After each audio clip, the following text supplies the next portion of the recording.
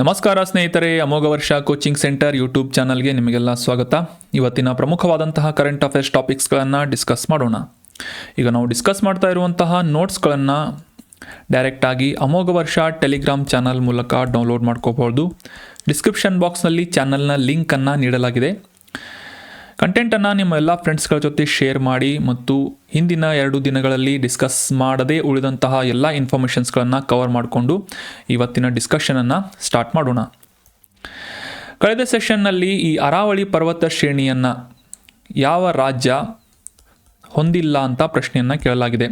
Aravalli mountain range has not bean spread across which of the below state ಅಂತ ಪ್ರಶ್ನೆ ಇದ್ದು, ಆಪ್ಷನ್ಸ್ಗಳಲ್ಲಿ ಸರಿಯಾದ ಉತ್ತರ option 4 Madhya Pradesh does not have the Aravalli ಪರ್ವತ ಶ್ರೇಣಿ ಅನ್ನೋದು ಸಿಂಪಲ್ ಆದಂಥ ಆನ್ಸರ್ ಆಗುತ್ತೆ. ಆದರೆ ಸಾತ್ಪುರ ಆಗಿರ್ಬೋದು ಅಥವಾ ವಿಂಧ್ಯ ಪರ್ವತ ಶ್ರೇಣಿ ಮಾತ್ರ ಮಧ್ಯಪ್ರದೇಶದಲ್ಲಿ ವ್ಯಾಪಿಸಿದೆ ಅಂತ ನಾವೆಲ್ಲ ಜಾಗ್ರಫಿಯಲ್ಲಿ ಓದಿರ್ತೇವೆ. So option 4 is right answer. ಈ ಮ್ಯಾಪ್ನಲ್ಲಿ ಕರೆಕ್ಟಾಗಿ ಅಬ್ಸರ್ವ್ ಮಾಡೋದಾದರೆ ಭಾರತದ ವಾಯುವ್ಯ ಭಾಗದಲ್ಲಿ ದೆಹಲಿ, ಹರಿಯಾಣ, ರಾಜಸ್ಥಾನ್ ಮತ್ತು ಗುಜರಾತ್ವರೆಗೆ ಸುಮಾರು 670 ಕಿಲೋಮೀಟರ್ಗಳಷ್ಟು ಉದ್ದವನ್ನು ಹೊಂದಿರುವಂತಹ ಮೌಂಟನ್ ರೇಂಜ್ ಅಥವಾ ಪರ್ವತ ಶ್ರೇಣಿ ಯಾವುದು ಅಂತಂದರೆ ಅರಾವಳಿ ಪರ್ವತ ಶ್ರೇಣಿ ಅಂತ ನಾವು ನೆನ್ಪಿಟ್ಕೋಬೇಕು. ಅರಾವಳಿ ಮೌಂಟನ್ ರೇಂಜ್ ಭಾರತದ ವಾಯುವ್ಯ ಭಾಗದಲ್ಲಿ ಸುಮಾರು 670 ಕಿಲೋಮೀಟರ್ಗಳಷ್ಟು ವ್ಯಾಪಿಸಿರುವಂತಹ 4 ರಾಜ್ಯಗಳಲ್ಲಿ ವ್ಯಾಪಿಸಿರುವಂತಹ ಶ್ರೇಣಿ ಅರಾವಳಿ ಪರ್ವತ ಶ್ರೇಣಿ ಅಂತ ನಾವು ಅಬ್ಸರ್ವ್ ಮಾಡಬೇಕು. ಸೊ ಇದಕ್ಕೆ ಒಂದು ಕಾಂಪ್ಲಿಮೆಂಟ್ರಿ ಪ್ರಶ್ನೆ ನಿಮಗೆ, ಈ ಅರಾವಳಿ ಪರ್ವತ ಶ್ರೇಣಿಯ ಅತ್ಯಂತ ಎತ್ತರವಾದಂತಹ ಶಿಖರ ಯಾವುದು ಅಂತ ಕಮೆಂಟ್ ಬಾಕ್ಸ್ನಲ್ಲಿ ಕಮೆಂಟ್ ಮಾಡಿ. ಸೊ ಸದ್ಯಕ್ಕೆ ಮಧ್ಯಪ್ರದೇಶದಲ್ಲಿ ಅರಾವಳಿ ಪರ್ವತ ಶ್ರೇಣಿ ಇಲ್ಲ ಅಂತ ಕಮೆಂಟ್ ಮಾಡಿದಂತಹ ಮತ್ತು ಇತರ ಕಮೆಂಟ್ಸ್ ಮಾಡಿದಂತಹ ಎಲ್ಲ ಸ್ಟೂಡೆಂಟ್ಸ್ಗಳಿಗೂ ಕೂಡ congratulations and very well done. ಇದೇ ರೀತಿಯಾಗಿ ಡಿಸ್ಕಷನ್ನಲ್ಲಿ ಭಾಗವಹಿಸ್ತಾ ಇರಿ. ಏನಾದರೂ ಡೌಟ್ಸ್ಗಳಿದ್ರೆ ಕಮೆಂಟ್ ಮಾಡ್ತಾ ಇರಿ, ಡಿಸ್ಕಷನ್ನಲ್ಲಿ ಪಾರ್ಟಿಸಿಪೇಟ್ ಮಾಡಿ ಅಂತ ಹೇಳ್ತಾ ಇವತ್ತಿನ ಪ್ರಶ್ನೆ ಏನು ಅಂತ ನೋಡೋಣ. ವಿಶ್ವಸಂಸ್ಥೆಯ ಭದ್ರತಾ ಮಂಡಳಿ ಅಥವಾ ಯುನೈಟೆಡ್ ನೇಷನ್ಸ್ ಸೆಕ್ಯೂರಿಟಿ ಕೌನ್ಸಿಲ್ ಇದರ ಮುಖ್ಯ ಕಚೇರಿ ಎಲ್ಲಿದೆ ಅಂತ ಪ್ರಶ್ನೆ ಇದೆ. ವಿಶ್ವಸಂಸ್ಥೆಯ ಬಗ್ಗೆ ನಾವು ಸಾಕಷ್ಟು ಬಾರಿ ಡಿಸ್ಕಸ್ ಮಾಡಿದ್ದೇವೆ. ಯುನೈಟೆಡ್ ನೇಷನ್ಸ್ ಅಂತ ಗುರುತಿಸ್ತೇವೆ.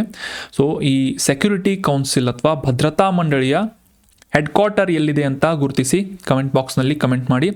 ಆಪ್ಷನ್ಸ್ಗಳನ್ನು ನೋಡ್ಕೊಳ್ಳಿ. ನ್ಯೂಯಾರ್ಕ್, ಮ್ಯೂನಿಚ್, ಹೇಗ್ ಅಥವಾ ಕೀನ್ಯಾ ಅಂತ ನೀಡಲಾಗಿದೆ. ಸೊ ನಿಮ್ಮ ಉತ್ತರ ಏನು ಅಂತ ಕಮೆಂಟ್ ಬಾಕ್ಸ್ನಲ್ಲಿ ಕಮೆಂಟ್ ಮಾಡಿ. ಇನ್ನು ಮುಂದಿನ ಆರ್ಟಿಕಲ್ 2016ನೇ ಇಸವಿಯಲ್ಲಿ ಭಾರತದಲ್ಲಿ ನಾವೀನ್ಯತೆ ಮತ್ತು ಉದ್ಯಮಶೀಲತೆ ಇನ್ನೋವೇಷನ್ ಆ್ಯಂಡ್ ಎಂಟರ್ಪ್ರನರ್ಶಿಪ್ಪನ್ನು ಪ್ರೋತ್ಸಾಹಿಸುವಂತಹ ಉದ್ದೇಶದಿಂದ ನೀತಿ ಆಯೋಗದಿಂದ ಅಟಲ್ ಇನ್ನೋವೇಷನ್ ಮಿಷನನ್ನು ಪ್ರಾರಂಭಿಸಲಾಗಿತ್ತು. ಸೊ ಈ ಅಟಲ್ ಇನ್ನೋವೇಷನ್ ಮಿಷನ್ ಯೋಜನೆಯನ್ನು 2028 ಮಾರ್ಚ್ವರೆಗೆ ಮುಂದುವರಿಸುವಂತಹ ನಿಟ್ಟಿನಲ್ಲಿ ಸುಮಾರು 2750 ಕೋಟಿ ರೂಪಾಯಿಗಳ ಫಂಡಿಂಗ್ನೊಂದಿಗೆ ಮುಂದುವರಿಸುವಂತಹ ನಿರ್ಧಾರವನ್ನು ಇತ್ತೀಚೆಗೆ ನಮ್ಮ ಕೇಂದ್ರ ಕ್ಯಾಬಿನೆಟ್ನಿಂದ ಅಪ್ರೂವಲ್ ನೀಡಲಾಗಿದೆ ಅಂತ ನ್ಯೂಸ್ನಲ್ಲಿ ಪಬ್ಲಿಷ್ ಆಗಿತ್ತು. ಸೊ ಈ ಅಟಲ್ ಇನ್ನೋವೇಷನ್ ಮಿಷನ್ ನ್ಯೂಸ್ನಲ್ಲಿರುವುದರಿಂದ ಎಕ್ಸಾಮಿನೇಷನ್ ಪರ್ಸ್ಪೆಕ್ಟಿವ್ ಇದರ ಬಗ್ಗೆ ಅಂಡರ್ಸ್ಟ್ಯಾಂಡ್ ಮಾಡ್ಕೊಳ್ಳೋದು ಮತ್ತು ಇದರ ಉದ್ದೇಶ ಏನು ಅಂತ ತಿಳ್ಕೊಳ್ಳೋದು ಸಾಕಷ್ಟು ಇಂಪಾರ್ಟೆಂಟ್ ಆಗುತ್ತೆ. ಆಗಲೇ ಡಿಸ್ಕಸ್ ಮಾಡಿದ ಹಾಗೆ 2016ನೇ ಇಸವಿಯಲ್ಲಿ ನೀತಿ ಆಯೋಗದಿಂದ ಪ್ರಾರಂಭಿಸಲಾದಂತಹ ಮುಖ್ಯವಾಗಿ ಈ ಶೈಕ್ಷಣಿಕ ಸಂಸ್ಥೆಗಳಾದಂತಹ ಶಾಲೆಗಳು, ಶಿಕ್ಷಣ ಸಂಸ್ಥೆಗಳು ಅಥವಾ ಸಂಶೋಧನಾ ಸಂಸ್ಥೆಗಳಾಗಿರ್ಬೋದು ಅಥವಾ ಉದ್ಯಮ ವಲಯದಲ್ಲಿ ಸಂಬಂಧಿಸಿದಂತಹ ಮೈಕ್ರೋ ಸ್ಮಾಲ್ ಮೀಡಿಯಂ ಎಂಟರ್ಪ್ರೈಸಸ್ಗಳು ಮತ್ತು ಇತರ ಕೆಲವೊಂದಿಷ್ಟು ಕೈಗಾರಿಕೆಗಳಲ್ಲಿ ನಾವೀನ್ಯತೆಯನ್ನು ಮತ್ತು ಉದ್ಯಮಶೀಲತೆಯನ್ನು ಅಂದರೆ ಇನ್ನೋವೇಷನ್ ಮತ್ತು ಎಂಟರ್ಪ್ರನರ್ಶಿಪ್ಪನ್ನು ಉತ್ತೇಜಿಸುವಂತಹ ಗುರಿಯನ್ನು ಇಟ್ಕೊಂಡು ಈ ಅಟಲ್ ಇನ್ನೋವೇಷನ್ ಮಿಷನನ್ನು ಪ್ರಾರಂಭಿಸಲಾಗಿತ್ತು. ಸೊ ಈ ಮಿಷನ್ ಮುಖ್ಯವಾಗಿ 2 ಗುರಿಗಳನ್ನು ಸಪೋರ್ಟ್ ಮಾಡ್ತಾ ಇದ್ದು, ಆರ್ಥಿಕವಾಗಿ ಮತ್ತು ಈ ಗೈಡೆನ್ಸ್ ಅಥವಾ ಮಾರ್ಗದರ್ಶನದ ದೃಷ್ಟಿಯಿಂದ ಕೂಡ ಈ ಉದ್ಯಮಶೀಲತೆಯನ್ನು ಹೆಚ್ಚಿಸುವಂತಹ ನಿಟ್ಟಿನಲ್ಲಿ ಸಾಕಷ್ಟು ಅನುಕೂಲವನ್ನು ದೇಶದಾದ್ಯಂತ ಮಾಡಿಕೊಡ್ತಾ ಇದೆ ಅಂತ ನಾವಿಲ್ಲಿ ಅಬ್ಸರ್ವ್ ಮಾಡಬೇಕು. ಸೊ ಈ ನೀತಿ ಆಯೋಗದಿಂದ ಪ್ರಾರಂಭಿಸಲಾದಂತಹ ಈ ಅಟಲ್ ಇನ್ನೋವೇಷನ್ ಮಿಷನ್ನ ಮೂಲಕ ಸಾಕಷ್ಟು ಶೈಕ್ಷಣಿಕವಾಗಿ ಆಗಿರ್ಬೋದು ಅಥವಾ ಈ ಉದ್ಯಮ ವಲಯಗಳಲ್ಲಿ ಸಾಕಷ್ಟು ಸಹಯೋಗವನ್ನು ಪಡೆದುಕೊಳ್ಳುವುದಕ್ಕೆ ಒಂದು ಪ್ರಮುಖ ವೇದಿಕೆಯಾಗಿ ಕಾರ್ಯವನ್ನು ನಿರ್ವಹಿಸ್ತಾ ಇದೆ ಮತ್ತು ನಾವೀನ್ಯತೆಯನ್ನು ಪ್ರೋತ್ಸಾಹಿಸ್ತಾ ಇದೆ ಅಂತ ಈ ಅಟಲ್ ಇನ್ನೋವೇಷನ್ ಮಿಷನ್ ಬಗ್ಗೆ ನಾವು ಬೇಸಿಕ್ ಇನ್ಫಾರ್ಮೇಷನ್ಸ್ಗಳನ್ನು ಅಂಡರ್ಸ್ಟ್ಯಾಂಡ್ ಮಾಡ್ಕೋಬೇಕು. So examination point of view important ಆಗೋದೇನು ಅಂತಂದರೆ ಇದನ್ನು ಲಾಂಚ್ ಮಾಡಿದಂತಹ ವರ್ಷ ಮತ್ತು ಯಾವ ಸಂಸ್ಥೆಯ ಮೂಲಕ ಅಟಲ್ ಇನ್ನೋವೇಷನ್ ಮಿಷನ್ ಏಮ್ ಅಂತ ಗುರುತಿಸ್ಬೋದು, ಇದನ್ನು ಲಾಂಚ್ ಮಾಡಲಾಯಿತು ಅಂತ ಅಥವಾ ನಡೆಸಲಾಗ್ತಾ ಇದೆ ಅಂತ. ಸೊ 2016 ಮತ್ತು ನೀತಿ ಆಯೋಗ ಅಂತ ನೆನ್ಪಿಟ್ಕೊಳ್ಳಿ.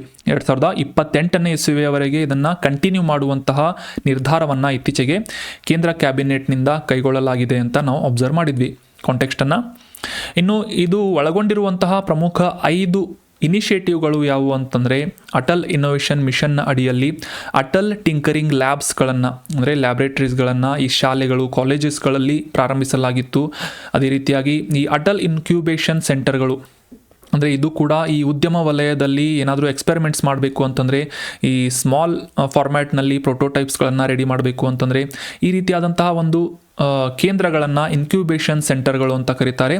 So Atal tinkering labs, Atal incubation center ಮತ್ತು ಅಟಲ್ ನ್ಯೂ ಇಂಡಿಯಾ ಚಾಲೆಂಜಸ್ ಅಂತ ಕೆಲವೊಂದಿಷ್ಟು ಕ್ಯಾಂಪೇನ್ಸ್ಗಳನ್ನು ಅಥವಾ ಕೆಲವೊಂದಿಷ್ಟು ಸ್ಪರ್ಧಾತ್ಮಕವಾದಂತಹ ಇವೆಂಟ್ಸ್ಗಳನ್ನು ನಡೆಸುವಂತಹ ಪ್ರಮುಖ ಒಂದು ವಿಷಯವನ್ನು ಇನ್ಕ್ಲೂಡ್ ಮಾಡಲಾಗಿದೆ ಅಟಲ್ ಇನ್ನೋವೇಷನ್ ಮಿಷನ್ನಲ್ಲಿ. ನಂತರ ಈ ಅಟಲ್ ಗ್ರ್ಯಾಂಡ್ ಚಾಲೆಂಜಸ್ ಅಂತ, ಸೊ ಇದೇ ರೀತಿಯಾಗಿ ಇವೆಂಟ್ಸ್ಗಳನ್ನು ನಡೆಸುವಂತಹ ಒಂದು ದೊಡ್ಡ ಮಟ್ಟದ ಅಂತಾರಾಷ್ಟ್ರೀಯ ಮಟ್ಟದ ಇವೆಂಟ್ಸ್ಗಳನ್ನು ನಡೆಸಲಾಗುತ್ತೆ ನೀತಿ ಆಯೋಗದ ಮೂಲಕ. ಮತ್ತು ಈ ಮುಖ್ಯವಾಗಿ ಈ ಮಾರ್ಗದರ್ಶನವನ್ನು ನೀಡುವಂತಹ ಉದ್ದೇಶದಿಂದ ಮೆಂಟರ್ ಇಂಡಿಯಾ ಅನ್ನುವ ಇನಿಷಿಯೇಟಿವನ್ನು ಕೂಡ ಅಟಲ್ ಇನ್ನೋವೇಷನ್ ಮಿಷನ್ನಲ್ಲಿ ಇನ್ಕ್ಲೂಡ್ ಮಾಡಲಾಗಿದೆ ಅಂತ ನಾವಿಲ್ಲಿ ಅಬ್ಸರ್ವ್ ಮಾಡಬೇಕು. ಅದೇ ರೀತಿಯಾಗಿ ಈ ಮಿಷನ್ ಪರಿಣಾಮಕಾರಿಯಾಗಿ ಅನುಷ್ಠಾನಗೊಳಿಸುವಂತಹ ಮತ್ತು ಎಫೆಕ್ಟಿವ್ ಆಗಿ ಕೆಲಸ ನಿರ್ವಹಿಸ್ತಾ ಇದೆ ಅಂತ ಖಚಿತಪಡಿಸಿಕೊಳ್ಳುವಂತಹ ನಿಟ್ಟಿನಲ್ಲಿ ರಿಯಲ್ ಟೈಮ್ ಮ್ಯಾನೇಜ್ಮೆಂಟ್ ಸಿಸ್ಟಮನ್ನು ಒಳಗೊಂಡಂತೆ ನೀತಿ ಆಯೋಗದಿಂದ ಸಾಕಷ್ಟು ಪ್ರಮುಖ ಕೆಲಸಗಳನ್ನು ಮಾಡಲಾಗ್ತಾ ಇದೆ ಅಂತ ನಾವು ಅಬ್ಸರ್ವ್ ಮಾಡಬೇಕು. ಸೊ 2016ನೇ ಇಸವಿಯಲ್ಲಿ ಇದನ್ನು ಲಾಂಚ್ ಮಾಡಲಾಗಿತ್ತು ಅಟಲ್ ಇನ್ನೋವೇಷನ್ ಮಿಷನ್ನ. ಅಂದರೆ ಮುಂದೆ 3 ವರ್ಷ ಅಥವಾ 4 ವರ್ಷ ಮಾರ್ಚ್ 2028ನೇ ಇಸವಿಯವರೆಗೆ ಇದು ಕಂಟಿನ್ಯೂ ಆಗಲಿದೆ ಅಂತ ನಾವು ಇದರ ಬಗ್ಗೆ ಅಂಡರ್ಸ್ಟ್ಯಾಂಡ್ ಮಾಡ್ಕೋಬೇಕು. ಅದೇ ರೀತಿಯಾಗಿ ಇದರ ಪ್ರಮುಖ ಇನಿಷಿಯೇಟಿವ್ಗಳನ್ನು ಕೂಡ ನೆನ್ಪಿಟ್ಕೊಳ್ಳಿ. Atal tinkering labs, Atal innovation centers, Atal incubation centers, Atal new India challenges, Atal grand challenges, Atal mentorship ಅಂತ, ಮೆಂಟರ್ ಇಂಡಿಯಾ ಅಂತ. ಸೊ ಇವು 5 ಪ್ರಮುಖವಾದಂತಹ ಕಂಪೋನೆಂಟ್ಸ್ ಅಂತ ಅಥವಾ ಇನಿಷಿಯೇಟಿವ್ ಅಂತ ನೆನ್ಪಿಟ್ಕೊಳ್ಳಿ, ನೋಟ್ ಮಾಡ್ಕೊಳ್ಳಿ, ವೆರಿ ಇಂಪಾರ್ಟೆಂಟ್. ಇನ್ನು ಮುಂದಿನ ಆರ್ಟಿಕಲನ್ನು ನೋಡೋಣ. ಇತ್ತೀಚೆಗೆ ನಮ್ಮ ಕರ್ನಾಟಕದಲ್ಲಿ ಪ್ರಾರಂಭವಾದಂತಹ ಅಥವಾ ಹುಟ್ಟಿಕೊಂಡಂತಹ ಕ್ಯಾಸ್ನೂರು ಅರಣ್ಯ ರೋಗ, ಕ್ಯಾಸ್ನೂರು ಫಾರೆಸ್ಟ್ ಡಿಸೀಸ್ ಸಾಕಷ್ಟು ನ್ಯೂಸ್ನಲ್ಲಿ ಬರ್ತಾ ಇದೆ. ಸಾಕಷ್ಟು ಕೇಸಸ್ಗಳನ್ನು ಹಾಸ್ಪಿಟಲ್ಸ್ಗಳಲ್ಲಿ ರೆಕಾರ್ಡ್ ಮಾಡಲಾಗ್ತಾ ಇದೆ ಅಂತ ನ್ಯೂಸ್ನಲ್ಲಿ ಪಬ್ಲಿಷ್ ಆಗಿತ್ತು. ಮುಖ್ಯವಾಗಿ ದಕ್ಷಿಣ ಭಾರತದಲ್ಲಿ ಕಂಡುಬರುವಂತಹ ಅಥವಾ ಹೆಚ್ಚಾಗಿ ರೆಕಾರ್ಡ್ ಆಗುವಂತಹ ಕೇಸಸ್ಗಳನ್ನು ಕ್ಯಾಸ್ನೂರು ಫಾರೆಸ್ಟ್ ಡಿಸೀಸ್ ಹೊಂದಿದೆ. ಇದನ್ನು ಪ್ರಾದೇಶಿಕವಾಗಿ ಮಂಕಿ ಫೀವರ್ ಅಂತ ಕೂಡ ಕರೆಯಲಾಗುತ್ತೆ. ಈ ಇಮೇಜ್ನಲ್ಲಿ ಕಾಣ್ತಾ ಇರುವಂತಹ ಟಿಕ್ ಹಿಮೋಫಿಸಾಲಿಸ್ ಸ್ಪಿನೆಗೆರಾ, ಮತ್ತೊಮ್ಮೆ ರಿಪೀಟ್ ಮಾಡ್ತೀನಿ, ಟಿಕ್ ಹಿಮೋಫಿಸಾಲಿಸ್ ಸ್ಪಿನೆಗೆರಾ ಅನ್ನುವ ಉಣ್ಣೆ ಕಚ್ಚುವುದರ ಮೂಲಕ ವೈರಸ್ನಿಂದ ಹರಡುವಂತಹ ಒಂದು ಹೆಮರಾಜಿಕ್ ಕಾಯಿಲೆ ಅಥವಾ ರಕ್ತಸ್ರಾವವನ್ನು ಉಂಟು ಮಾಡುವಂತಹ ಒಂದು ಜ್ವರದಂತಹ ಕಾಯಿಲೆ ಅಂತ ನಾವಿಲ್ಲಿ ಕ್ಯಾಸ್ನೂರು ಅರಣ್ಯ ರೋಗದ ಬಗ್ಗೆ ಡಿಸ್ಕಸ್ ಮಾಡಬೇಕು ಅಥವಾ ಅಂಡರ್ಸ್ಟ್ಯಾಂಡ್ ಮಾಡ್ಕೋಬೇಕು. ಸೊ ನೆನ್ಪಿಟ್ಕೊಳ್ಳಿ, ಇದು ವೈರಲ್ನಿಂದ ಅಥವಾ ವೈರಸ್ನಿಂದ ಹರಡುವಂತಹ ಒಂದು ರೋಗ ಆಗಿದೆ. ಕ್ಯಾಸ್ನೂರು ಫಾರೆಸ್ಟ್ ಡಿಸೀಸ್, KFD ಅಂತ ಕೂಡ ಇದನ್ನು ಶಾರ್ಟ್ ಫಾರ್ಮಲ್ಲಿ ನಾವು ಅಂಡರ್ಸ್ಟ್ಯಾಂಡ್ ಮಾಡ್ಕೋಬೇಕು. ಇನ್ನು ಇದರ ಮೂಲವನ್ನು ಅಂಡರ್ಸ್ಟ್ಯಾಂಡ್ ಮಾಡ್ಕೊಳ್ಳೋದಾದರೆ 1957ನೇ ಇಸವಿಯಲ್ಲಿ ನಮ್ಮ ಕರ್ನಾಟಕದ ಶಿವಮೊಗ್ಗ ಜಿಲ್ಲೆಯ ಕ್ಯಾಸ್ನೂರು ಅರಣ್ಯ ಪ್ರದೇಶದಲ್ಲಿ ಮೊದಲ ಬಾರಿಗೆ ಈ ರೋಗವನ್ನು ಕಂಡುಹಿಡಿಯಲಾಗಿತ್ತು ಅಥವಾ ಪತ್ತೆ ಹಚ್ಚಲಾಗಿತ್ತು. ಅಂದರೆ ಅಲ್ಲಿಂದ ಇದು ಮೂಲವನ್ನು ಹೊಂದಿದೆ ಅಂತ ನಾವು ಅಬ್ಸರ್ವ್ ಮಾಡಬೇಕು. ಸೊ ಆ ಒಂದು ಪ್ರಾದೇಶಿಕವಾದಂತಹ ಹೆಸರನ್ನು ಈ ಒಂದು ರೋಗಕ್ಕೆ ಅಂದರೆ ಕ್ಯಾಸ್ನೂರು ಫಾರೆಸ್ಟ್ ಡಿಸೀಸ್ ಅಂತ ಕರೆಯಲಾಗ್ತಾ ಇದೆ. ವೈರಸ್ ಡಿಸೀಸ್ ಅಂತ ಕೂಡ ಇದನ್ನು ಅಬ್ಸರ್ವ್ ಮಾಡ್ಬೋದು. ಚಿನಸ್ ಫ್ಲಾವಿ ವೈರಸ್ ಅಂತ ಕೂಡ ಇದನ್ನು ಸೈಂಟಿಫಿಕಲ್ ನೇಮ್ ಆಗಿ ಗುರುತಿಸಲಾಗುತ್ತೆ. ಆದರೆ ಕಾಮನ್ ವರ್ಡ್ಸ್ನಲ್ಲಿ ಕ್ಯಾಸ್ನೂರು ಫಾರೆಸ್ಟ್ ಡಿಸೀಸ್ ಅಂತ ಕೂಡ ನಾವು ಅಬ್ಸರ್ವ್ ಮಾಡಬೇಕು. ಇದು ಮುಖ್ಯವಾಗಿ ವೈರಸ್ನಿಂದ ಹರಡುವಂತಹ ರೋಗ ಆಗಿದೆ. ಅಂದರೆ ವೈರಸ್ ಅನ್ನುವ ಸೂಕ್ಷ್ಮಾಣು ಜೀವಿಯಿಂದ ಹರಡುವಂತಹ ರೋಗ ಆಗಿದೆ. ಇನ್ನು ಇದನ್ನು ಹರಡುವಂತಹ ಪ್ರಮುಖ ಮಾಧ್ಯಮಗಳು ಯಾವುವು ಅಂತ ಅಬ್ಸರ್ವ್ ಮಾಡೋದಾದರೆ ಈ ಇಮೇಜ್ನಲ್ಲಿ ಕಾಣ್ತಾ ಇರುವಂತಹ ಉಣ್ಣೆ, ಅದರ ಹೆಸರು ಟಿಕ್ ಹಿಮೋಫಿಸಾಲಿಸ್ ಸ್ಪಿನೆಗೆರಾ ಅಂತ. ಸೊ ಈ ಉಣ್ಣೆಯಿಂದ ಕಚ್ಚುವುದರಿಂದ ದಂಶಕಗಳು ಅಂದರೆ ರೊಡೆಂಟ್ಸ್ ಅಂತ ಕರಿತೇವೆ, ಈ ಮೂಷಿಕಗಳಾಗಿರ್ಬೋದು, ಇಲಿಗಳಾಗಿರ್ಬೋದು, ಅಂತಹ ಪ್ರಾಣಿಗಳನ್ನು ದಂಶಕಗಳು ಅಂತ ಕರೀತಾರೆ. ಮಂಗಗಳಾಗಿರ್ಬೋದು ಅಥವಾ ಪಕ್ಷಿಗಳಾಗಿರ್ಬೋದು, ಈ ರೀತಿಯಾದಂತಹ ಪ್ರಾಣಿ ಮತ್ತು ಪಕ್ಷಿಗಳ ಮೂಲಕ ಹರಡುವಂತಹ ರೋಗವಾಗಿ ಕ್ಯಾಸ್ನೂರು ಫಾರೆಸ್ಟ್ ಡಿಸೀಸನ್ನು ನಾವು ಗುರುತಿಸ್ತೇವೆ. ಆದರೆ ಇಲ್ಲಿ ಗಮನಿಸಬೇಕಾದಂತಹ ಇನ್ನೊಂದು ಇಂಪಾರ್ಟೆಂಟ್ ಆದಂತಹ ಮಾಹಿತಿ ಏನು ಅಂತಂದರೆ, ಇಲ್ಲಿಯವರೆಗೂ ಸಹ ಇದನ್ನು ಒಬ್ಬ ವ್ಯಕ್ತಿಯಿಂದ ಇನ್ನೊಬ್ಬ ವ್ಯಕ್ತಿಗೆ ಹರಡುವಿಕೆಯನ್ನು ಅಥವಾ ಸ್ಪ್ರೆಡ್ ಆಗೋದನ್ನು ರೆಕಾರ್ಡ್ ಮಾಡಲಾಗಿಲ್ಲ. ಸೊ ಇದೇ ಒಂದು ಕಾರಣಕ್ಕಾಗಿ 1957ನೇ ಇಸವಿಯಲ್ಲಿ ಈ ಕ್ಯಾಸ್ನೂರು ಫಾರೆಸ್ಟ್ ಡಿಸೀಸ್ ಹುಟ್ಟಿದ್ರೂ ಸಹ ಸಾಕಷ್ಟು ಒಂದು ಸ್ಪ್ರೆಡಿಂಗ್ ಅಥವಾ ಒಂದು ವ್ಯಾಪ್ತಿಯನ್ನು ಹೆಚ್ಚಿಸಿಕೊಂಡಿಲ್ಲ ಅಂತ ನಾವು ಅಬ್ಸರ್ವ್ ಮಾಡಬೇಕು. ಆದರೆ ಇತ್ತೀಚಿನ ದಿನಗಳಲ್ಲಿ ಈ ಕ್ಯಾಸ್ನೂರು ಅರಣ್ಯ ರೋಗ ಅಥವಾ ಕ್ಯಾಸ್ನೂರು ಫಾರೆಸ್ಟ್ ಡಿಸೀಸ್ ಏನಿದೆ, ಸಾಕಷ್ಟು ಸ್ಪ್ರೆಡ್ ಆದಂತಹ ಕೆಲವೊಂದಿಷ್ಟು ಕೇಸಸ್ಗಳನ್ನು ರೆಕಾರ್ಡ್ ಮಾಡಲಾಗಿದೆ ಅಂತ ನ್ಯೂಸ್ನಲ್ಲಿ ಪಬ್ಲಿಷ್ ಆಗಿದ್ದನ್ನು ನಾವು ಅಬ್ಸರ್ವ್ ಮಾಡಿದ್ವಿ. ಅದೇ ರೀತಿಯಾಗಿ ಈ ಸಾಮಾನ್ಯವಾಗಿ ಜನವರಿ ಮತ್ತು ಏಪ್ರಿಲ್ ತಿಂಗಳಲ್ಲಿ ಹೆಚ್ಚಿನ ಕೇಸಸ್ಗಳನ್ನು ರೆಕಾರ್ಡ್ ಮಾಡಲಾಗಿದೆ ಅಂತ ಹಿಸ್ಟೋರಿಕಲ್ ಆಗಿ ಒಂದು ಮಾಹಿತಿಯನ್ನು ಇಲ್ಲಿ ಮೆನ್ಷನ್ ಮಾಡಲಾಗಿದೆ. ಸಾಮಾನ್ಯವಾಗಿ ಈ ಅಧಿಕ ಜ್ವರ ಆಗಿರಬಹುದು, ತೀವ್ರವಾದಂತಹ ವಾಂತಿ, ಅತಿಸಾರ, ಸುಸ್ತಾಗುವಿಕೆ, ಸಾಂದರ್ಭಿಕವಾಗಿ ಈ ಒಂದು ನ್ಯೂಸಿಯಾ ಆಗಿರ್ಬೋದು, ಅಂದರೆ ವಾಂತಿ ಆಗುವಂತಹ ಕೆಲವೊಂದಿಷ್ಟು ಲಕ್ಷಣಗಳಾಗಿರ್ಬೋದು, ಮತ್ತು ಈ ನ್ಯೂರೋಲಾಜಿಕಲ್ ಅಥವಾ ನ್ಯೂರೋಸೈಂಟಿಫಿಕ್ ಹೆಮರಾಜಿಕ್ ಸಮಸ್ಯೆಗಳನ್ನು, ಹೆಮರಾಜಿಕ್ ಅಂತಂದರೆ ಈ ರಕ್ತಸ್ರಾವದಂತಹ ಸಮಸ್ಯೆಗಳನ್ನು ಈ ಕ್ಯಾಸ್ನೂರು ಫಾರೆಸ್ಟ್ ಡಿಸೀಸ್ ರೋಗ ಬಂದಂತಹ ವ್ಯಕ್ತಿ ಅನುಭವಿಸಬೇಕಾಗುತ್ತೆ ಅಥವಾ ಈ ರೀತಿಯಾದಂತಹ ರೋಗ ಲಕ್ಷಣಗಳನ್ನು ರೆಕಾರ್ಡ್ ಮಾಡಲಾಗಿದೆ ಅಂತ ಹೇಳಲಾಗುತ್ತೆ. ಇನ್ನು ಸಾಮಾನ್ಯವಾಗಿ ಈ ರೋಗ ಬಂದಂತಹ ವ್ಯಕ್ತಿಗಳಲ್ಲಿ 100ರಲ್ಲಿ 5ರಿಂದ 10 ಜನ ಸಾವನ್ನಪ್ಪುವಂತಹ ಕೇಸಸ್ಗಳನ್ನು ಕೂಡ ರೆಕಾರ್ಡ್ ಮಾಡಲಾಗಿದೆ ಅಂತ ನಾವಿಲ್ಲಿ ಅಬ್ಸರ್ವ್ ಮಾಡಬೇಕಾಗುತ್ತೆ. ಸೊ ಹೀಗಾಗಿ ಈ ಕ್ಯಾಸ್ನೂರು ಫಾರೆಸ್ಟ್ ಡಿಸೀಸನ್ನು ಅಥವಾ ಈ ಒಂದು ಮಂಕಿ ಫೀವರನ್ನು ಕಂಟ್ರೋಲ್ ಮಾಡುವಂತಹ ನಿಟ್ಟಿನಲ್ಲಿ ಸರಿಯಾದ ಕ್ರಮಗಳನ್ನು ಕೈಗೊಳ್ಳುವುದು ಸಾಕಷ್ಟು ಅವಶ್ಯಕವಾಗಿದೆ in order to in the context of public health ಅಂತ ನಾವಿಲ್ಲಿ ಅಬ್ಸರ್ವ್ ಮಾಡಬೇಕು. ಸಾರ್ವಜನಿಕ ಆರೋಗ್ಯದ ಹಿತದೃಷ್ಟಿಯಿಂದ ನಾವು ಇದನ್ನು ಕಂಟ್ರೋಲ್ ಮಾಡುವಂತಹ ಕೆಲವೊಂದಿಷ್ಟು ಕ್ರಮಗಳನ್ನು ಕೈಗೊಳ್ಳುವುದು ಅವಶ್ಯಕ ಆಗಿದೆ. ನಿರ್ದಿಷ್ಟವಾಗಿ ಯಾವುದೇ ಚಿಕಿತ್ಸೆ ಈ ಕ್ಯಾಸ್ನೂರು ಫಾರೆಸ್ಟ್ ಡಿಸೀಸ್ಗೆ ಲಭ್ಯ ಇಲ್ಲದೆ ಹೋದರೂ ಕೂಡ ಆ ರೋಗ ಲಕ್ಷಣಗಳನ್ನು ಟ್ರೀಟ್ ಮಾಡುವಂತಹ ನಿಟ್ಟಿನಲ್ಲಿ ಸಲೈನ್ಸ್ಗಳನ್ನು ಅಥವಾ ಈ ಹೈಡ್ರೇಷನ್ ಬ್ಯಾಲೆನ್ಸನ್ನು ಮಾಡುವುದಾಗಿರ್ಬೋದು, ಅಥವಾ ಈ ಆಕ್ಸಿಜನ್ ಸಪೋರ್ಟನ್ನು ಪಡೆದುಕೊಂಡು ಕೆಲವೊಂದಿಷ್ಟು ಕಾಂಪ್ಲಿಕೇಶನ್ಸ್ಗಳನ್ನು ನಿವಾರಣೆ ಮಾಡುವಂತಹ ಕ್ರಮಗಳನ್ನು, ಚಿಕಿತ್ಸೆಗಳನ್ನು ನೀಡಲಾಗ್ತಾ ಇದೆ. ಆದರೆ ಇಲ್ಲಿ ಗಮನಿಸಬೇಕಾದಂತಹ ಇನ್ನೊಂದು ವಿಶೇಷ ಅಂಶ ಏನು ಅಂತಂದರೆ, ಇದಕ್ಕೆ ಸ್ಪೆಸಿಫಿಕ್ ಆದಂತಹ ಲಸಿಕೆ ಲಭ್ಯವಿದೆ. ವೈರಸ್ನಿಂದ ಹರಡುವಂತಹ ಈ ಕ್ಯಾಸ್ನೂರು ಫಾರೆಸ್ಟ್ ಡಿಸೀಸಿಗೆ ವ್ಯಾಕ್ಸಿನೇಷನ್ ಅಥವಾ ಲಸಿಕೆ ಲಭ್ಯ ಇದೆ. ಸ್ಥಳೀಯ ಪ್ರದೇಶಗಳಲ್ಲಿ ಈ ವ್ಯಾಕ್ಸಿನೇಷನನ್ನು ಪಡೆದುಕೊಳ್ಳುವಂತೆ ಆರೋಗ್ಯ ಇಲಾಖೆಯಿಂದ ಶಿಫಾರಸುಗಳನ್ನು ಕೂಡ ಮಾಡಲಾಗಿದೆ ಅಂತ ನಾವು ಅಬ್ಸರ್ವ್ ಮಾಡಬೇಕು. ಸೊ ನೆನ್ಪಿಟ್ಕೊಳ್ಳಿ, ಕ್ಯಾಸ್ನೂರು ಫಾರೆಸ್ಟ್ ಡಿಸೀಸ್ ಇದು ಶಿವಮೊಗ್ಗ ಜಿಲ್ಲೆಯಲ್ಲಿ 1957ನೇ ಇಸವಿಯಲ್ಲಿ ಮೊದಲ ಬಾರಿಗೆ ಪತ್ತೆ ಹಚ್ಚಲಾಗಿತ್ತು. ಇದನ್ನು ಸ್ಪ್ರೆಡ್ ಮಾಡುವಂತಹ ಮಾಧ್ಯಮಗಳು ಯಾವುವು ಅಂತಂದರೆ ಈ ಟಿಕ್, ಹಿಮೋಫಿಸಾಲಿಸ್ ಸ್ಪಿನೆಗೆರಾ ಅನ್ನುವ ಉಣ್ಣೆ, ದಂಶಕಗಳು, ಮಂಗಗಳು, ಪಕ್ಷಿಗಳು. ಆದರೆ ಇದು ಒಬ್ಬ ವ್ಯಕ್ತಿಯಿಂದ ಇನ್ನೊಬ್ಬ ವ್ಯಕ್ತಿಗೆ, ಮನುಷ್ಯನಿಂದ ಮನುಷ್ಯನಿಗೆ ಹರಡುವಂತಹ ರೋಗ ಆಗಿಲ್ಲ ಅಂತ ನಾವಿಲ್ಲಿ ಅಬ್ಸರ್ವ್ ಮಾಡಬೇಕು. ಮುಂದಿನ ಆರ್ಟಿಕಲ್, ಇತ್ತೀಚೆಗೆ ನಮ್ಮ ಭಾರತದ ಸಂವಿಧಾನವನ್ನು ಅಂಗೀಕರಿಸಿ 75 ವರ್ಷಗಳು ಕಂಪ್ಲೀಟ್ ಆದವು. ಸೊ ಈ 75ನೇ ವಾರ್ಷಿಕೋತ್ಸವದ ಸಂದರ್ಭದಲ್ಲಿ ನಮ್ಮ ಭಾರತದ ರಾಷ್ಟ್ರಪತಿಗಳು ಸಂಸತ್ತಿನ ಉಭಯ ಸದನಗಳಲ್ಲಿ ಜಂಟಿ ಭಾಷಣವನ್ನು, ಅಂದರೆ ಜಂಟಿ ಸದನಗಳಲ್ಲಿ ಭಾಷಣವನ್ನು ಮಾಡುವಂತಹ ಒಂದು ಕಾರ್ಯಕ್ರಮವನ್ನು ಆಯೋಜನೆ ಮಾಡಲಾಗಿತ್ತು ಅಂತ ನ್ಯೂಸ್ನಲ್ಲಿ ಪಬ್ಲಿಷ್ ಆಗಿತ್ತು.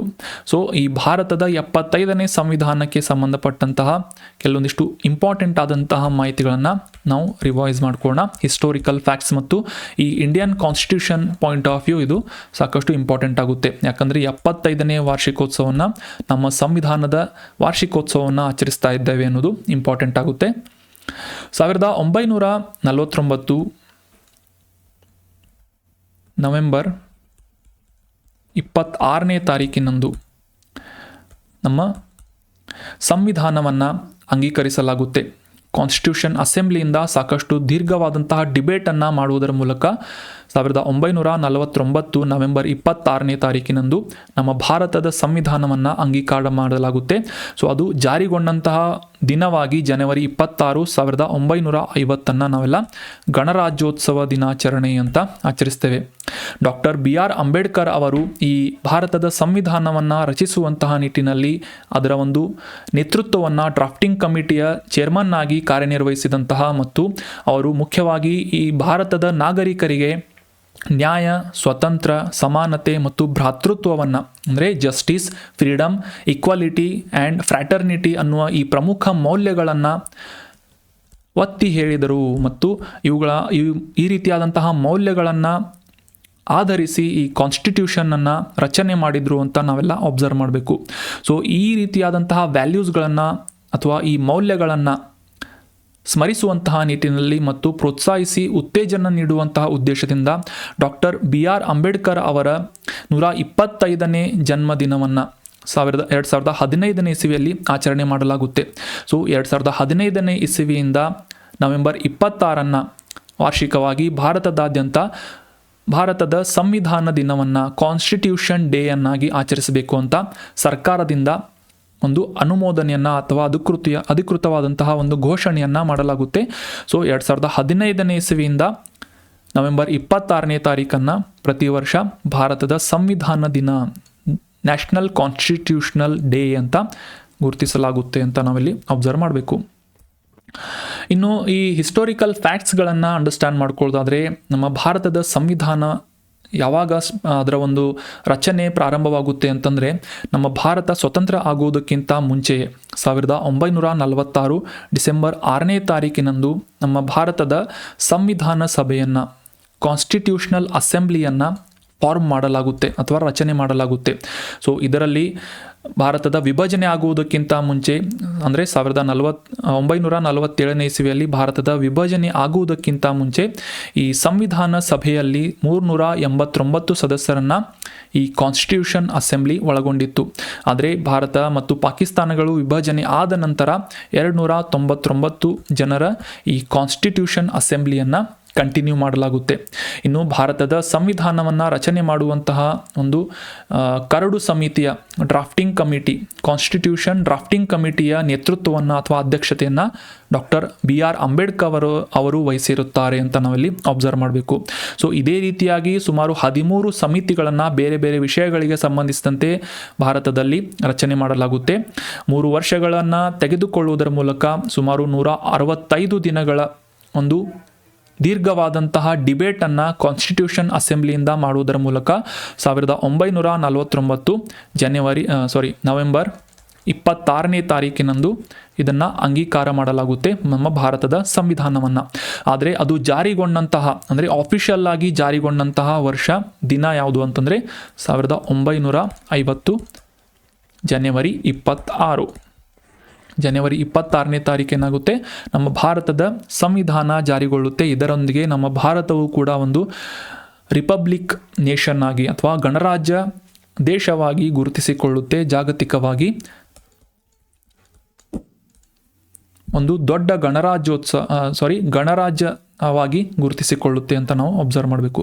So currently the single largest republic in the world ಯಾವುದು ಅಂತಂದರೆ ನಮ್ಮ ಭಾರತ ಅಂತ ನಾವು ಹೆಮ್ಮೆಯಿಂದ ಅಬ್ಸರ್ವ್ ಮಾಡ್ಬೋದು.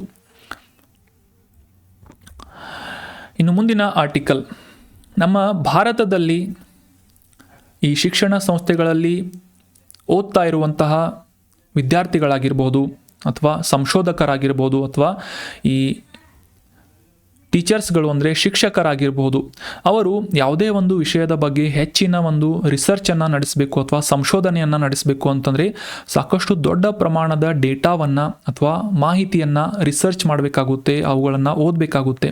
ಸೊ ಈ ರೀತಿಯಾಗಿ ಈ ಇಂಟರ್ನೆಟ್ನಲ್ಲಿ ಪಬ್ಲಿಷ್ ಮಾಡಲಾದಂತಹ ಅಂತಾರಾಷ್ಟ್ರೀಯ ಮಟ್ಟದ ಜೆನ್ಯೂನ್ ಆದಂತಹ ಮಾಹಿತಿಯನ್ನು ಆಕ್ಸೆಸ್ ಮಾಡ್ಕೋಬೇಕು ಅಂತಂದರೆ ಆ ಪಬ್ಲಿಷ್ ಮಾಡಲಾದಂತಹ ಜರ್ನಲ್ಸ್ಗಳಾಗಿರ್ಬೋದು, ಮ್ಯಾಗ್ಝಿನ್ಸ್ಗಳಾಗಿರ್ಬೋದು ಅಥವಾ ಆ ಒಂದು ಡಿಜಿಟಲ್ ಪ್ಲ್ಯಾಟ್ಫಾರ್ಮ್ಸ್ಗಳಿಗೆ ಒಂದು ಸಬ್ಸ್ಕ್ರಿಪ್ಷನನ್ನು ಪಡ್ಕೋಬೇಕಾಗುತ್ತೆ. ಈ ಸಬ್ಸ್ಕ್ರಿಪ್ಷನ್ ಸಾಕಷ್ಟು ಕಾಸ್ಟ್ಲಿ ಕೂಡ ಆಗುತ್ತೆ. ಸೊ ಭಾರತದಲ್ಲಿ ಈ ವಿದ್ಯಾರ್ಥಿಗಳು ಮತ್ತು ಶಿಕ್ಷಕರಿಗೆ ಪ್ರಪಂಚದಾದ್ಯಂತ ಈ ಸಂಶೋಧನಾ ಪ್ರಬಂಧಗಳಾಗಿರ್ಬೋದು ಅಥವಾ ಜರ್ನಲ್ಸ್ಗಳನ್ನು ರಿಸರ್ಚ್ ಮಾಡುವಂತಹ ಸಂದರ್ಭದಲ್ಲಿ ಅವುಗಳಿಗೆ ಸಬ್ಸ್ಕ್ರಿಪ್ಷನನ್ನು ಪಡೆದುಕೊಳ್ಳುವಂತಹ ನಿಟ್ಟಿನಲ್ಲಿ ಅನುಕೂಲ ಮಾಡುವಂತಹ ಒಂದು ಉದ್ದೇಶದಿಂದ ಒಂದು ರಾಷ್ಟ್ರ ಒಂದು ಚಂದಾದಾರಿಕೆ ಅಥವಾ ಒನ್ ನೇಷನ್ ಒನ್ ಸಬ್ಸ್ಕ್ರಿಪ್ಷನ್ ಅನ್ನುವ ಒಂದು ಪ್ರಮುಖ ಇನಿಷಿಯೇಟಿವನ್ನು ಕೇಂದ್ರ ಸರ್ಕಾರದಿಂದ ಪ್ರಾರಂಭಿಸಲಾಗ್ತಾ ಇದೆ. ಸೊ ಇದರ ಮೂಲಕ ಈ ಸಂಶೋಧನೆಯಲ್ಲಿ ತೊಡಗಿರುವಂತಹ ವಿದ್ಯಾರ್ಥಿಗಳಾಗಿರ್ಬೋದು ಅಥವಾ ಶಿಕ್ಷಕರಾಗಿರ್ಬೋದು ಈ ಜಾಗತಿಕವಾಗಿ ಜೆನ್ಯೂನ್ ಆದಂತಹ ಮಾಹಿತಿಯನ್ನು ಪಬ್ಲಿಷ್ ಮಾಡುವಂತಹ ಯಾವುದೇ ಸೈನ್ಸ್ ಆಗಿರ್ಬೋದು ಅಥವಾ ಇತರ ಯಾವುದೇ ಫೀಲ್ಡ್ಸ್ಗಳಲ್ಲಿ ಸಂಬಂಧಪಟ್ಟಂತೆ ಜೆನ್ಯೂನ್ ಆದಂತಹ ಮಾಹಿತಿಗಳಿಗೆ ಆಕ್ಸೆಸ್ ಮಾಡಿಕೊಳ್ಳುವಂತಹ ನಿಟ್ಟಿನಲ್ಲಿ ಸಬ್ಸ್ಕ್ರಿಪ್ಷನನ್ನು ಒಂದೇ ಒಂದು ಪ್ಲ್ಯಾಟ್ಫಾರ್ಮ್ ಮೂಲಕ ಒದಗಿಸಿಕೊಡುವಂತಹ ಒನ್ ನೇಷನ್ ಒನ್ ಸಬ್ಸ್ಕ್ರಿಪ್ಷನ್ ಅನ್ನುವ ಯೋಜನೆಯನ್ನು ಕೇಂದ್ರದ ಸಚಿವ ಸಂಪುಟದಿಂದ ಅಪ್ರೂವಲನ್ನು ನೀಡಲಾಗಿದೆ. ಇದರ ಮೂಲಕ ಒಟ್ಟು 6,000 ಕೋಟಿ ರೂಪಾಯಿಗಳಷ್ಟು ವೆಚ್ಚವನ್ನು ಭಾರತ ಸರ್ಕಾರ ವಹಿಸಲಿದೆ ಅಂತ ನಾವಿಲ್ಲಿ ಅಬ್ಸರ್ವ್ ಮಾಡಬೇಕು. ಸೊ ಇದರ ಮೂಲಕ ಒಟ್ಟು 30 ಪ್ರಮುಖವಾದಂತಹ ಅಂತಾರಾಷ್ಟ್ರೀಯ ಜರ್ನಲ್ಸ್ಗಳ ಪಬ್ಲಿಕೇಶನ್ಸ್ಗಳಿಗೆ ಆಕ್ಸೆಸ್ಸನ್ನು ಪಡ್ಕೋಬೋದು. ಅದೇ ರೀತಿಯಾಗಿ ಸುಮಾರು 13,000 ಈ ಜರ್ನಲ್ಸ್ಗಳನ್ನು ಈಸಿಯಾಗಿ ಈ ಶಿಕ್ಷಕರು ಅಥವಾ ವಿದ್ಯಾರ್ಥಿಗಳು ಈಸಿಯಾಗಿ ಸುಲಭವಾಗಿ ಆಕ್ಸೆಸ್ ಮಾಡಿಕೊಳ್ಳುವಂಥ ಅವಕಾಶವನ್ನು ನೀಡಲಾಗುತ್ತೆ. ಸಪ್ರೇಟಾಗಿ ಬೇರೆ ಬೇರೆ ಪಬ್ಲಿಷರ್ಸ್ಗಳಿಗೆ ಸಬ್ಸ್ಕ್ರೈಬ್ ಮಾಡುವಂಥ ಅವಶ್ಯಕತೆ ಇರೋದಿಲ್ಲ. ಇದೇ ಒಂದು ಪ್ಲ್ಯಾಟ್ಫಾರ್ಮ್ ಮೂಲಕ ಒಂದು ಸಬ್ಸ್ಕ್ರಿಪ್ಷನ್ ಪಡೆದುಕೊಂಡ್ರೆ ಸಾಕು. ಸುಮಾರು 30 ಅಂತಾರಾಷ್ಟ್ರೀಯ ಜರ್ನಲ್ಸ್ಗಳು ಮತ್ತು 13,000 ಈ ಜರ್ನಲ್ಸ್ಗಳಿಗೆ ಆಕ್ಸೆಸಿಬಿಲಿಟಿಯನ್ನು ಈ ಸಂಶೋಧಕರಾಗಿರ್ಬೋದು ವಿದ್ಯಾರ್ಥಿಗಳು ಶಿಕ್ಷಕರು ಪಡೆದುಕೊಳ್ಳುವಂಥ ಅನುಕೂಲವನ್ನು ಈ ಒಂದು ಪ್ಲ್ಯಾಟ್ಫಾರ್ಮ್ ಮೂಲಕ ಮಾಡಿಕೊಡಲಾಗ್ತಾ ಇದೆ. ಸೊ ಇದರ ಮೂಲಕ 6,300ಕ್ಕೂ ಹೆಚ್ಚು ಸರ್ಕಾರಿ ಉನ್ನತ ಶಿಕ್ಷಣ ಸಂಸ್ಥೆಗಳು, ಕೇಂದ್ರ ಸರ್ಕಾರದ ರಿಸರ್ಚ್ ಆ್ಯಂಡ್ ಡೆವಲಪ್ಮೆಂಟ್ ಸಂಸ್ಥೆಗಳು, ಈ ಎಲ್ಲ ಪ್ರಮುಖ ಸಂಸ್ಥೆಗಳಿಗೆ ಅಥವಾ ಸಂಶೋಧನಾ ಕ್ಷೇತ್ರಕ್ಕೆ ಸಂಬಂಧಿಸಿದಂತಹ ಸಂಸ್ಥೆಗಳಿಗೆ ಸಾಕಷ್ಟು ಅನುಕೂಲವನ್ನು ಈ ಒನ್ ನೇಷನ್ ಒನ್ ಸಬ್ಸ್ಕ್ರಿಪ್ಷನ್ ಅನ್ನುವ ಇನಿಷಿಯೇಟಿವ್ ಮಾಡಿಕೊಡಲಿದೆ ಅಂತ ನಾವು ಅಬ್ಸರ್ವ್ ಮಾಡ್ಬೋದು. ಸೊ ಈ ರೀತಿಯಾಗಿ ಭಾರತದಾದ್ಯಂತ ಈ ರಿಸರ್ಚ್ ಆ್ಯಂಡ್ ಡೆವಲಪ್ಮೆಂಟ್ಗೆ ಸಾಕಷ್ಟು ಪ್ರೋತ್ಸಾಹವನ್ನು ನೀಡಲಾಗ್ತಾ ಇದೆ ಅಂತ ನಾವು ಈ ಪಾಯಿಂಟನ್ನು ನೋಟ್ ಮಾಡಿ ಇಟ್ಕೋಬೇಕಾಗುತ್ತೆ. So that was all about today's discussion friends. ಈಗ ಡಿಸ್ಕಸ್ ಮಾಡಲಾದಂಥ ಆರ್ಟಿಕಲ್ಸ್ಗಳಲ್ಲಿ ಇಂಪಾರ್ಟೆಂಟ್ ಆಗುವಂಥ ಕೆಲವೊಂದಿಷ್ಟು ರೆಲೆವೆಂಟ್ ಪ್ರಶ್ನೆಗಳನ್ನು ರಿವೈಸ್ ಮಾಡ್ಕೋಣ. Revision time. ಮೊದಲನೇ ರಿವಿಷನ್ ಪ್ರಶ್ನೆ ಏನು ಅಂತಂದರೆ, ಅಟಲ್ ಇನ್ನೋವೇಷನ್ ಮಿಷನನ್ನು ಯಾವ ಸಂಸ್ಥೆಯ ಮೂಲಕ ಪ್ರಾರಂಭಿಸಲಾಯಿತು ಅಂತ ಪ್ರಶ್ನೆ ಇದ್ದು, ಆಪ್ಷನ್ಸ್ಗಳಲ್ಲಿ ಸರಿಯಾದ ಉತ್ತರ ಆಪ್ಷನ್ ಬಿ, ನೀತಿ ಆಯೋಗ ಅನ್ನೋದು ಸರಿಯಾದಂಥ ಆನ್ಸರ್ ಆಗುತ್ತೆ. Option B. 2016ನೇ ಇಸವಿಯಲ್ಲಿ ದೇಶದಾದ್ಯಂತ ಈ ನಾವೀನ್ಯತೆ ಮತ್ತು ಉದ್ಯಮಶೀಲತೆಯನ್ನು ಪ್ರೋತ್ಸಾಹಿಸುವಂತಹ ಅಂದರೆ ಇನ್ನೋವೇಷನ್ ಆ್ಯಂಡ್ ಎಂಟರ್ಪ್ರಿನರ್ಶಿಪ್ಪನ್ನು ಪ್ರೋತ್ಸಾಹಿಸುವಂತಹ ನಿಟ್ಟಿನಲ್ಲಿ ಅಟಲ್ ಇನ್ನೋವೇಷನ್ ಮಿಷನನ್ನು ಪ್ರಾರಂಭಿಸಲಾಗಿತ್ತು ನೀತಿ ಆಯೋಗದ ಮೂಲಕ. ಸೊ ಈ ಒಂದು ಇನಿಷಿಯೇಟಿವನ್ನು ಸುಮಾರು 2,750 ಕೋಟಿ ರೂಪಾಯಿಗಳ ಫಂಡಿಂಗ್ಸನ್ನು ಒದಗಿಸುವುದರೊಂದಿಗೆ ಮಾರ್ಚ್ 2028ನೇ ಇಸವಿಯವರೆಗೆ ಕಂಟಿನ್ಯೂ ಮಾಡುವಂತಹ ಒಂದು ವಿಷಯಕ್ಕೆ ಕೇಂದ್ರ ಕ್ಯಾಬಿನೆಟ್ನಿಂದ ಅಪ್ರೂವಲನ್ನು ನೀಡಲಾಗಿದೆ ಅಂತ ನ್ಯೂಸನ್ನು ನಾವು ಅಂಡರ್ಸ್ಟ್ಯಾಂಡ್ ಮಾಡ್ಕೊಂಡ್ವಿ. ಮುಖ್ಯವಾಗಿ ಈ ಶೈಕ್ಷಣಿಕ ಸಂಸ್ಥೆಗಳಾಗಿರ್ಬೋದು ಅಥವಾ ಈ ಉದ್ಯಮ ಅಥವಾ ಮೈಕ್ರೋ ಸ್ಮಾಲ್ ಮೀಡಿಯಂ ಎಂಟರ್ಪ್ರೈಸಸ್ಗಳಾಗಿರ್ಬೋದು, ಈ ರೀತಿಯಾಗಿ ಕೈಗಾರಿಕಾ ಕ್ಷೇತ್ರದಲ್ಲೂ ಕೂಡ ಈ ನಾವೀನ್ಯತೆಯನ್ನು ಮತ್ತು ಎಂಟರ್ಪ್ರಿನರ್ಶಿಪ್ಪನ್ನು ಪ್ರೋತ್ಸಾಹಿಸುವಂತಹ ನಿಟ್ಟಿನಲ್ಲಿ ಅಟಲ್ ಇನ್ನೋವೇಷನ್ ಮಿಷನ್ ಸಾಕಷ್ಟು ಅನುಕೂಲವನ್ನು ಮಾಡಿಕೊಡುತ್ತದೆ ಅಂತ ನಾವು ಅಬ್ಸರ್ವ್ ಮಾಡ್ಬೋದು. ಮುಂದಿನ ರಿವಿಷನ್ ಪ್ರಶ್ನೆ, ಈ ಕೆಳಗಿನವುಗಳಲ್ಲಿ ಯಾವುದು ಅಟಲ್ ಇನ್ನೋವೇಷನ್ ಮಿಷನ್ ಅಡಿಯಲ್ಲಿ ಪ್ರಾರಂಭಿಸಲಾಗದೇ ಇರುವಂತಹ ಅಥವಾ ಹೊಂದಿಲ್ಲದೇ ಇರುವಂತಹ ಒಂದು ಪ್ರಮುಖ ಕಾರ್ಯಕ್ರಮ ಆಗಿದೆ ಅಂತ ಗುರುತಿಸಬೇಕು. Which of the below has not been included in Atal innovation mission. ಆಪ್ಷನ್ಗಳಲ್ಲಿ ಸರಿಯಾದ ಉತ್ತರ ಏನು ಅಂತಂದರೆ ಆಪ್ಷನ್ ಸಿ, ಅಟಲ್ ಸ್ಮಾರ್ಟ್ ಸಿಟೀಸ್ಗಳನ್ನು ಹೊರತುಪಡಿಸಿ Atal tinkering lab, Atal incubation centres, Atal new India challenges, ಈ ರೀತಿಯಾದಂಥ ಪ್ರಮುಖ ಕಾರ್ಯಕ್ರಮಗಳನ್ನು ಅಟಲ್ ಇನ್ನೋವೇಷನ್ ಮಿಷನ್ ಒಳಗೊಂಡಿದೆ. ಆದರೆ ಅಟಲ್ ಸ್ಮಾರ್ಟ್ ಸಿಟಿಗಳನ್ನು ಅಥವಾ ಸ್ಮಾರ್ಟ್ ಸಿಟೀಸ್ ಅನ್ನುವ ಇನಿಷಿಯೇಟಿವನ್ನು ಒಳಗೊಂಡಿಲ್ಲ ಅನ್ನೋದು ಸರಿಯಾದಂಥ ಆನ್ಸರ್ ಆಗುತ್ತೆ. Option C is right answer. So 2016ರಲ್ಲಿ ನೀತಿ ಆಯೋಗದಿಂದ ಪ್ರಾರಂಭಿಸಲಾದಂತಹ ಅಟಲ್ ಇನ್ನೋವೇಷನ್ ಮಿಷನ್ನಲ್ಲಿ ಪ್ರಾರಂಭಿಸಲಾದಂತಹ ಪ್ರಮುಖ ಉಪಕ್ರಮಗಳು ಯಾವುವು ಅಂತಂದರೆ Atal tinkering labs, Atal incubation centres, Atal new India challenges, Atal grand challenges, mentor India ಅನ್ನುವ ಪ್ರಮುಖ 5 ಉಪಕ್ರಮಗಳನ್ನು ಅಟಲ್ ಇನ್ನೋವೇಷನ್ ಮಿಷನ್ ಒಳಗೊಂಡಿದೆ. ಆದರೆ ಅಟಲ್ ಸ್ಮಾರ್ಟ್ ಸಿಟೀಸ್ ಅಂತ ಒಳಗೊಂಡಿಲ್ಲ, ನೆನ್ಪಿಟ್ಕೊಳ್ಳಿ. ಮುಂದಿನ ರಿವಿಷನ್ ಪ್ರಶ್ನೆ, ಭಾರತದ ಸಂವಿಧಾನ ಸಭೆಯನ್ನು ಯಾವ ವರ್ಷದಲ್ಲಿ ರಚಿಸಲಾಯಿತು ಅಂತ ಪ್ರಶ್ನೆ ಇದ್ದು ಆಪ್ಷನ್ಸ್ಗಳನ್ನು ಅಬ್ಸರ್ವ್ ಮಾಡಿ. Option B is right answer.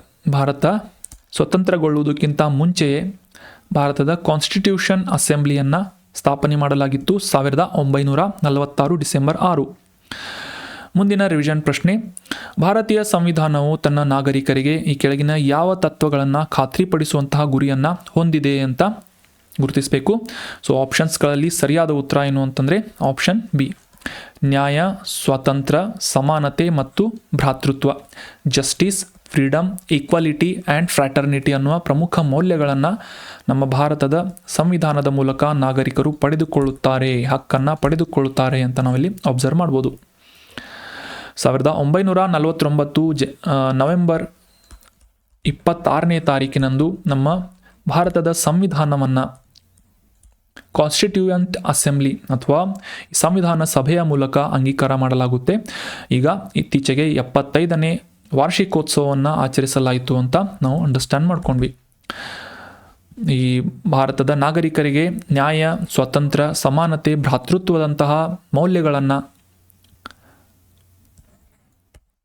ಉತ್ತೇಜಿಸುವಂತಹ ನಿಟ್ಟಿನಲ್ಲಿ ಈ ಭಾರತದ ಸಂವಿಧಾನವನ್ನು ಅಂಗೀಕರಿಸಲಾಗುತ್ತೆ ಮತ್ತು 2015ನೇ ವರ್ಷದಿಂದ ನವೆಂಬರ್ 26ನೇ ತಾರೀಕನ್ನು ಪ್ರತಿ ವರ್ಷ ಸಂವಿಧಾನ ದಿನ ಅಂತ ಆಚರಣೆ ಮಾಡಲಾಗುತ್ತದೆ. ಮುಂದಿನ ರಿವಿಷನ್ ಪ್ರಶ್ನೆ, KFDಗೆ ಕಾರಣವಾಗುವಂತಹ ಏಜೆಂಟ್ ಯಾವುದು ಅಂತ ಪ್ರಶ್ನೆ ಇದೆ. KFD ಅಂದರೆ ಕ್ಯಾಸ್ನೂರು ಫಾರೆಸ್ಟ್ ಡಿಸೀಸ್, ಕ್ಯಾಸ್ನೂರು ಅರಣ್ಯ ಕಾಯಿಲೆ ಅಂತ ನಾವು ಅಬ್ಸರ್ವ್ ಮಾಡ್ಬೋದು. ಸೊ ಈ ಒಂದು ಕಾಯಿಲೆಗೆ ಕಾರಣವಾಗುವಂತಹ ಪ್ರಮುಖ ಸೂಕ್ಷ್ಮ ಜೀವಿ ಯಾವುದು ಅಂತ ಪ್ರಶ್ನೆ ಇದೆ. ಆಪ್ಷನ್ಸ್ಗಳಲ್ಲಿ ಸರಿಯಾದ ಉತ್ತರ ಏನು ಅಂತಂದರೆ ಆಪ್ಷನ್ ಸಿ, ವೈರಸ್ ಅನ್ನೋದು ಕರೆಕ್ಟ್ ಆದಂಥ ಆನ್ಸರ್ ಆಗುತ್ತೆ. ಮುಂದಿನ ರಿವಿಷನ್ ಪ್ರಶ್ನೆ, ಕ್ಯಾಸ್ನೂರು ಫಾರೆಸ್ಟ್ ಡಿಸೀಸ್ ಈ ವೈರಸ್ ಹರಡುವಲ್ಲಿ ಪ್ರಮುಖ ಪಾತ್ರವನ್ನು ವಹಿಸುವಂತಹ ಪ್ರಾಣಿಗಳು ಯಾವುವು ಅಂತ ಪ್ರಶ್ನೆ ಇದೆ. ಆಪ್ಷನ್ಸ್ಗಳಲ್ಲಿ ಸರಿಯಾದ ಉತ್ತರ ಆಪ್ಷನ್ ಬಿ, ದಂಶಕಗಳು, ಮಂಗಗಳು, ಪಕ್ಷಿಗಳು ಈ ರೀತಿಯಾಗಿ ಪ್ರಮುಖ ಮಾಧ್ಯಮಗಳಾಗಿ ಈ ಕ್ಯಾಸ್ನೂರು ಫಾರೆಸ್ಟ್ ಡಿಸೀಸನ್ನು ಸ್ಪ್ರೆಡ್ ಮಾಡುತ್ತವೆ ಅಥವಾ ಈ ವೈರಸ್ಸನ್ನು ಸ್ಪ್ರೆಡ್ ಮಾಡುತ್ತವೆ ಅಂತ ನಾವು ಅಬ್ಸರ್ವ್ ಮಾಡ್ಬೋದು. 1957ನೇ ಇಸವಿಯಲ್ಲಿ ಶಿವಮೊಗ್ಗ ಜಿಲ್ಲೆಯ ಕ್ಯಾಸ್ನೂರು ಅರಣ್ಯ ಪ್ರದೇಶದಲ್ಲಿ ಮೊದಲ ಬಾರಿಗೆ ಈ ಕ್ಯಾಸ್ನೂರು ಫಾರೆಸ್ಟ್ ಡಿಸೀಸ್ ಅಥವಾ ಮಂಕಿ ಫೀವರನ್ನು ಪತ್ತೆ ಹಚ್ಚಲಾಗುತ್ತೆ. ಸೊ ಅಥವಾ ಮೊದಲನೇ ಕೇಸನ್ನು ಪತ್ತೆ ಹಚ್ಚಲಾಗುತ್ತೆ. ಇದು ಮುಖ್ಯವಾಗಿ ಒಂದು ವೈರಸ್ ಡಿಸೀಸ್ ಆಗಿದ್ದು ಈ ಟೀಕ್ ಹಿಮೋಫಿಸಾಲಿಸ್ ಸ್ಪಿನೆಗೆರಾ ಅನ್ನುವ ಈ ಒಂದು ಉಣ್ಣೆ ದಂಶಕಗಳು ಅಂದರೆ ಈ ರಾಡೆಂಟ್ಸ್ ಅಂತ ಕರಿತೇವೆ ಇಲ್ಲಿ ಅಥವಾ ಮೂಷಿಕದಂತಹ ಪ್ರಾಣಿಗಳು, ಮಂಗಗಳು, ಪಕ್ಷಿಗಳು ಈ ರೀತಿಯಾಗಿ ಪ್ರಮುಖ ಪ್ರಾಣಿ ಮತ್ತು ಪಕ್ಷಿಗಳ ಮೂಲಕ ಹರಡುವಂತಹ ರೋಗ ಕ್ಯಾಸ್ನೂರು ಫಾರೆಸ್ಟ್ ಡಿಸೀಸ್ ಅಂತ ನಾವು ಅಬ್ಸರ್ವ್ ಮಾಡಬೇಕು. ಆದರೆ ಮನುಷ್ಯನಿಗೆ ಹರಡುವಂತಹ ಕೇಸಸ್ಗಳನ್ನು ಪತ್ತೆ ಹಚ್ಚಲಾಗಿಲ್ಲ ಅನ್ನೋದು ಇಂಪಾರ್ಟೆಂಟ್ ಆದಂಥ ಮಾಹಿತಿಯಾಗುತ್ತೆ. Kyasanur forest disease. So that was all about today's discussion friends. ಕಾಂಟೆಂಟನ್ನು ನಿಮ್ಮೆಲ್ಲ ಫ್ರೆಂಡ್ಸ್ಗಳ ಜೊತೆ ಶೇರ್ ಮಾಡಿ. ಏನಾದರೂ ಡೌಟ್ಸ್ಗಳಿದ್ದರೆ ಕಮೆಂಟ್ ಮಾಡಿ ಮತ್ತು ನೋಟ್ಸ್ಗಳನ್ನು ಡೈರೆಕ್ಟಾಗಿ ಟೆಲಿಗ್ರಾಮ್ ಚಾನಲ್ ಮೂಲಕ ಡೌನ್ಲೋಡ್ ಮಾಡ್ಕೊಳ್ಳಿ. Thank you so much. ಡಿಸ್ಕಷನ್ನಲ್ಲಿ ಕೇಳಲಾದಂತಹ ಪ್ರಶ್ನೆಗೆ ಆನ್ಸರ್ ಮಾಡಿ and have a nice day.